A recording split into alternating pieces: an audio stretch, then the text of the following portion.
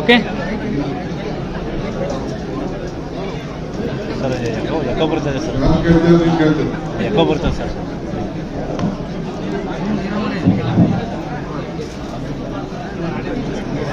Sir, ಇವತ್ತು ಕನಕಪುರದಲ್ಲಿ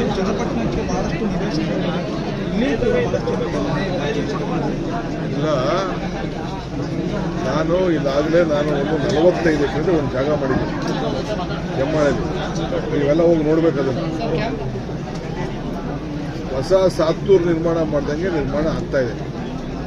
ಅರ್ಧ develop ಆಗಿದೆ, ಇನ್ನು ಅರ್ಧ ಡೆವಲಪ್ ಆಗುತ್ತೆ. ಅದಕ್ಕೆ ಒತ್ತಡದ ಮೇಲೆ ಅವರೆಲ್ಲ ಜಲ್ದಿ ಕೊಡ್ಲಿ ಸೈಟು ಅಂತ ಬಂದಿದ್ದಾರೆ. ಅಲ್ಲಿ ಒಂದು ಹೊಸ ಶಾಲೆ ಕಳಿಸ್ತಾ ಇದ್ದೀನಿ. ಸುಮಾರು 10 ಕೋಟಿ ರೂಪಾಯಿ ವೆಚ್ಚದ ಒಂದು ಶಾಲೆ CSR ಅಲ್ಲಿ 8 ಎಕರೆ ಜಮೀನು ಇಟ್ಟಿದ್ದೀನಿ. ಅದಕ್ಕೋಸ್ಕರ ಸ್ವಲ್ಪ ಅವ್ರಿಗೆಲ್ಲ ನಮಗೆ ಕೊಡಲಿ, ಜಲ್ದಿ ಕೊಡಲಿ ಅಂತೇಳಿ ಇಷ್ಟು ಜನ ಬರ್ತಾರೆ. ಸರಿ, ಹಳೆ ನಕ್ಷೆ ಬಗ್ಗೆ ಮಾತಾಡ್ತಿದ್ದಾರೆ. ಕನಕಪುರದ ಹಳೆ ನಕ್ಷೆ ಹೆಂಗಿತ್ತು, ಅದಾದ್ಮೇಲೆ ಏನಾಯ್ತು? ನಮ್ಮ ತಾಲೂಕಿಗೆ ನನ್ನ ಹತ್ರ ಡಾಕ್ಯುಮೆಂಟ್ ಇಟ್ಕೊಂಡಿದ್ದೀನಿ. ಈಗ ನೀವೆಲ್ಲ ಈ ಸಾತ್ತು ನೋಡಿದ್ರು ಅಂತ ಅನ್ಕೊಂಡಿದ್ದೀನಿ. ಎಲ್ಲ ಹೊಡೆದಾಕಿ ಯಾವ ರೀತಿ ರೋಡ್ ಮಾಡ್ತಿದ್ದೀನಿ, ಕನಕಪುರ ಹೆಂಗಿತ್ತು, ದೊಡ್ಡಹಳ್ಳಿ ಹೆಂಗಿತ್ತು, ಕೋಡಹಳ್ಳಿ ಹೆಂಗಿತ್ತು, ಇವೆಲ್ಲ ಈ ಹೊಸ ಜನ್ರೇಷನ್ಗೆ ಗೊತ್ತಾಗಲ್ಲ. ನಮ್ಮ ಮಕ್ಕಳುಗಳಿಗೆ ಅವರೆಲ್ಲ 18 ವರ್ಷ 19 ವರ್ಷದ ಮಕ್ಕಳು, 20 ವರ್ಷ ಮಕ್ಕಳು, ಅವ್ರಿಗೆ ಗೊತ್ತಿಲ್ಲ ಕನಕಪುರ ಹೆಂಗಿತ್ತು ಅಂತ ಗೊತ್ತಿರಲಿಲ್ಲ. ಅದಕ್ಕೆ ಅವ್ರಿಗೆ ತಿಳುವಳಿಕೆ ಕೊಡಬೇಕು ಅಂತೇಳಿ ಒಂದು ಡಾಕ್ಯುಮೆಂಟ್ ಮಾಡಿ ಕನಕಪುರಕ್ಕೆ ಒಂದು ವಿಶೇಷವಾದಂಥ ಅವರು ಎಲ್ಲ ದೇವಸ್ಥಾನ, ಕಬ್ಬಾಳ ದೇವಸ್ಥಾನ ಹೆಂಗಿತ್ತು, ಮಿಲ್ಕ್ ಡೈರಿ ಹೆಂಗಿತ್ತು, ಅವ್ರ ರಸ್ತೆಗಳು ಹೆಂಗಿತ್ತು, ಇಲ್ಲೇ ತಾಲೂಕು ಆಫೀಸ್ ಹೆಂಗಿತ್ತು, ಇವೆಲ್ಲ ಕೂಡ ಅವ್ರಿಗೆ ತಿಳಿಸ್ಬೇಕಲ್ಲ. ಯಾವ ರೀತಿ ದಿನೇ ಡೆವಲಪ್ಮೆಂಟ್ ಮಾಡಿದ್ದೀವಿ ಅನ್ನೋದು, ನರೇಗಾ ಅಂದರೆ ಏನು, ಹೈನುಗಾರಿಕೆ ಅಂದರೆ ಏನು, ಅವೆಲ್ಲ ಕೂಡ ಅವ್ರಿಗೆಲ್ಲ ತಿಳಿಸ್ಬೇಕು. ಆ ದೃಷ್ಟಿಯಿಂದ ನಾನು ಆ ಮಕ್ಕಳಿಗೆ ಹೇಳಿದೆ. ಸರ್, ಕನಕಪುರದಲ್ಲಿ ಒಂದು ಮಾತು ಹೇಳಿದ್ರಿ ಸರ್, ರಾಜ್ಯದ ಸೇವೆ ಮಾಡಲಿಕ್ಕೆ ಒಂದು ಪ್ರಯತ್ನ ಮತ್ತು ಒಂದು ಹೋರಾಟ ನಡೀತಾ ಇದೆ.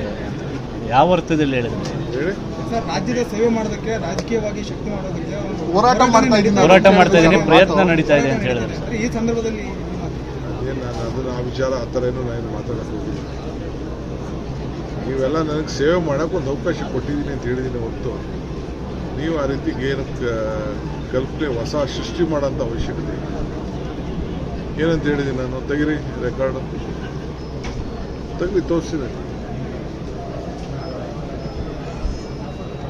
ಸೇವೆ ಮಾಡೋಕ್ಕೆ, ರಾಜ್ಯದ ಸೇವೆ ಮಾಡೋಕ್ಕೆ, ನನಗೆ ಡೆಪ್ಟಿ CM ಆಗಿ ರಾಜ್ಯ ಸೇವೆ ಮಾಡ್ತಾ ಇಲ್ಲ. ಈ ಹೊತ್ತಲ್ಲಿ ಆ ಹೇಳಿಕೆ ಅಂತೇಳಿ ಸರ್ ಸಾಕಷ್ಟು ಚರ್ಚೆ. ಮಕ್ಕಳಿಗೆ ಎಲ್ಲ ತಿಳಿಸ್ಬೇಕಲ್ರಿ ಜನ್ರೇಷನ್. ಇವತ್ತೇನಿಲ್ಲ, ಇವತ್ತು ಅಷ್ಟೇ, ನಾಳೆನೂ ಅಷ್ಟೇ, ಹಿಂದೇನೂ ಅಷ್ಟೇ. ನಂದು ಒಂದೇ ಮಾತು ಸರ್, ಕುಮಾರಸ್ವಾಮಿ ಅವರು ಸುದ್ದಿಗೋಷ್ಠಿ ನಡೆಸಿ ಇವತ್ತೊಂದು ಮಾತಾಡಿದ್ದಾರೆ. ನನ್ನ ಹತ್ರ ಇರುವಂಥ ದಾಖಲೆ ಬಿಡುಗಡೆ ಮಾಡಿದ್ರೆ 7 ಜನ ಮಂತ್ರಿಗಳು ರಾಜೀನಾಮೆ ಕೊಡಬೇಕಾಗತ್ತೆ ಅಂತ ಹೇಳಿ. ಬೇಡ ಅಂತ ಹೇಳಿದ್ರು ಯಾರಪ್ಪ?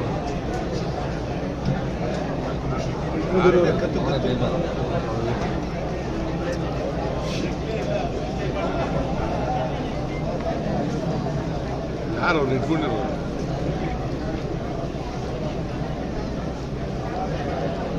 ಸರ್, ಈಗ ಒಂದು ಕಡೆ ಸರ್ BJPಯವರು ಸಿದ್ದರಾಮಯ್ಯನವ್ರನ್ನ ರಾಜೀನಾಮೆ ಕೊಡಬೇಕು ಅಂತ ಒತ್ತಾಯಿಸ್ತಾ ಇದ್ದಾರೆ.